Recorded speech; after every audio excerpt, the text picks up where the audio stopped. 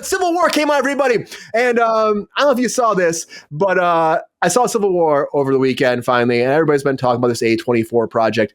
And of course, like, they're kind of pushing on how the society is going these days, and people are kind of, trying to relate it back to what we've been doing and how the world's kind of been divided. But this movie alone, it's got some interesting choices. Of course, how it breaks up. You have the loyalty states, people that are still with the president, who is serving a third term, killing journalists, and also on top of that, dismantling the FBI. So then people break across from the country. You got the Western forces, which is California and Texas, joining forces. And they're saying that this happens because Democrats, Republicans know that they have to save America. So they're going to do it together in the biggest states. So that's why they join together. You have the New People's Army, which is Washington, Oregon, Montana, North and South Dakota, Minnesota, Idaho, Wyoming, and Idaho. I already said Idaho. And also the Florida Alliance, which is Tennessee, Arkansas, Georgia, Mississippi, Louisiana, Alabama, and Oklahoma. So like the southern states. Professional wrestlers there in the Florida Alliance, Brian. Oh yeah, get it.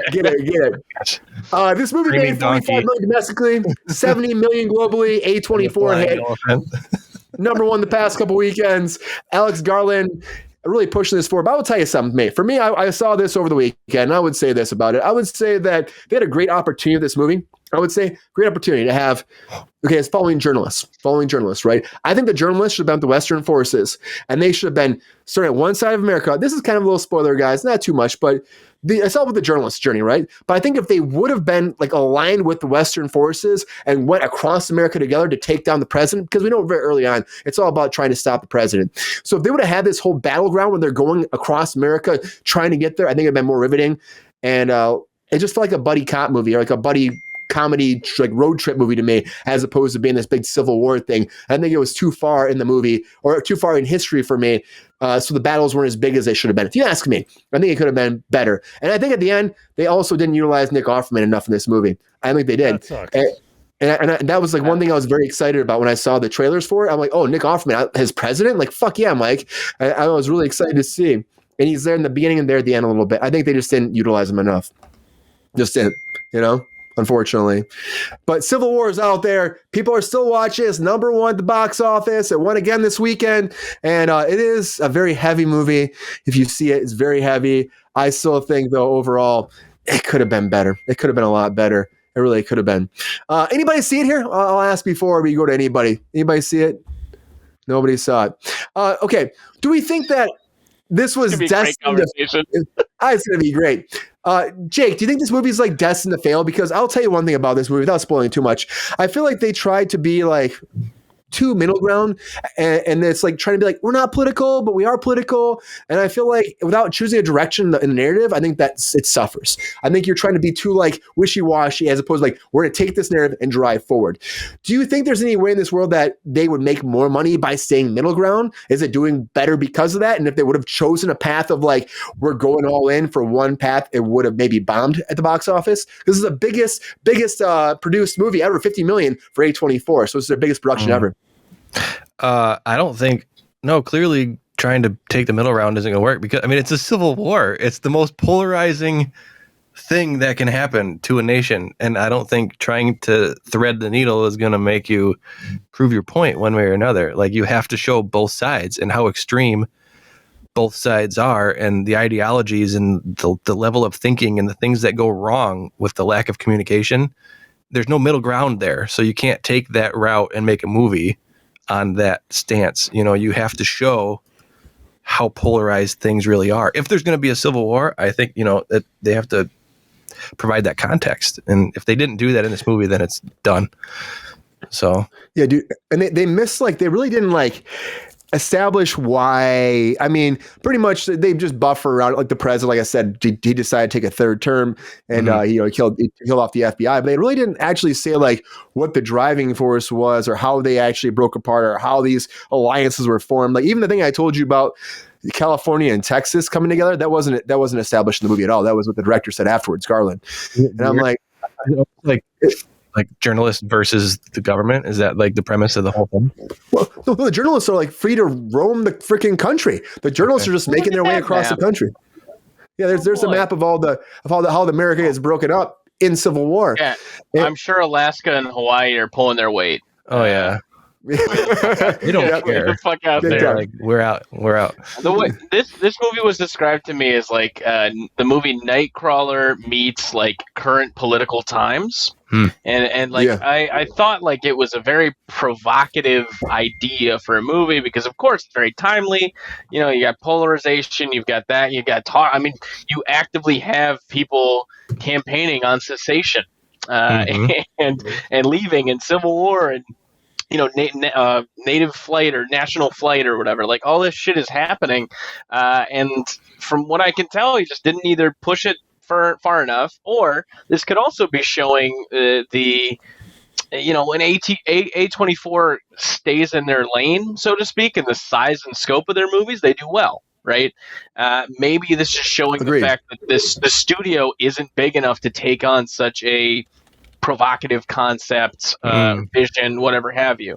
I went and saw Monkey Man instead, and I highly recommend go and see Monkey Man. Dev Patel does a hell of a job. We'll talk. I almost went to go see that, and I saw this instead, man. Well, flip a coin, man. You and I, same place, I guess, or same face. But I want to see this. I still think it. I do hear that like Jesse Plemons, you wanted more of that, of course, and Nick Offerman, you wanted more of that too. But yeah, you know, if it's something you said earlier about journalists that are embedded with one force going across, right? Like. Yes, we're all fucked. I get it. Like, but journalists are supposed to be impartial, right? So, like, maybe that's why they kind of are doing that to showcase the fact that yes, it's crazy and it's a terrible time to be involved in any of this, and there's real world implications as to what's happening here. But I think it's also just it's a little like too close to home right now. I think so too. It's like. The effects are too real. You have so much going on. You know, there's so much being pumped into our daily news feed of how important this election is and how you're throwing away your life if you don't do the right thing and all this shit. And it's fucking tough and to just kind of lean into this right now and I don't know, fantasize about this being a real thing. I don't know. Maybe it wasn't the time for this, but I think more it was the fact that A24 isn't ready to do movies at this scope and do them justice, and likely the fact that it's just a very hot topic politically. So that's my take. And go. Dude, my Alexa started playing Frank Sinatra in the house right now. I don't know why. There was like it's Frank Sinatra time apparently. But yeah, it's just it was just weird ghost stuff. Blue Eyes himself. He wanted to sing me right now. He was singing like the girl from Ipanema to me. And I was like, I don't know why we're talking about Civil War. That's the song we're going to hear. But yeah, I agree. I think it's just like, it's too polarized. People are so crazy about the election, all that stuff coming out. I think they thought that was going to be good for the box office, but people aren't. As Queen said, the box office is down. A lot of people aren't going. That Henry Cavill movie came out. Didn't do that well. Very mixed reviews. Beat the fuck up too. God. Yeah, it really did. I just don't think people are excited about stuff right now. A true fantasy, the thirsty daddy says they're Texas and California uniting. True. Thanks, thirsty daddy. Yeah, appreciate you. Good take. Hot take, PR. I agree. But I don't know about this movie overall. Mike, did you have any interest to see this movie?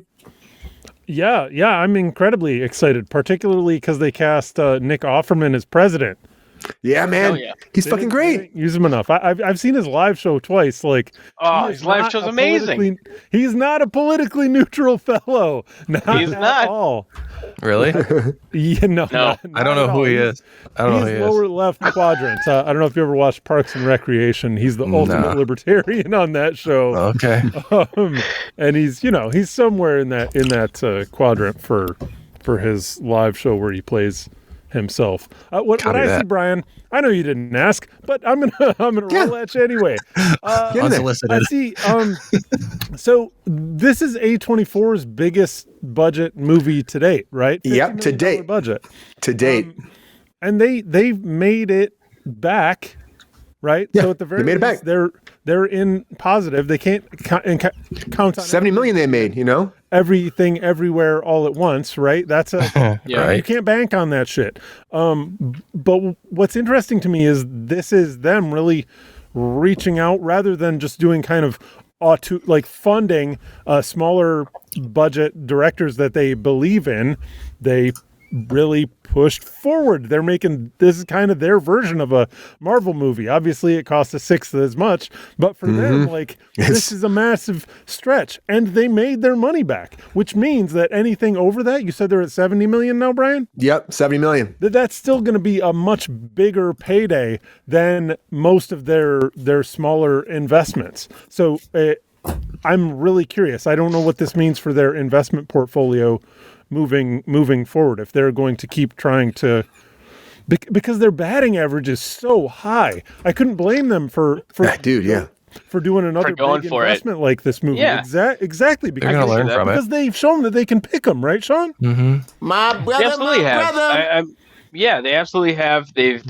I think they've been they've bided their time and done so much at a certain level consistently that maybe it is we have to make a stand. We have to make a move here, take a chance on something bigger and see how it goes. It's just, it's possible. Yeah. I could totally see that. Could just be an experiment. I don't know. Yeah. It is something. It is something new from them. So I'm kind of curious as to what's going on.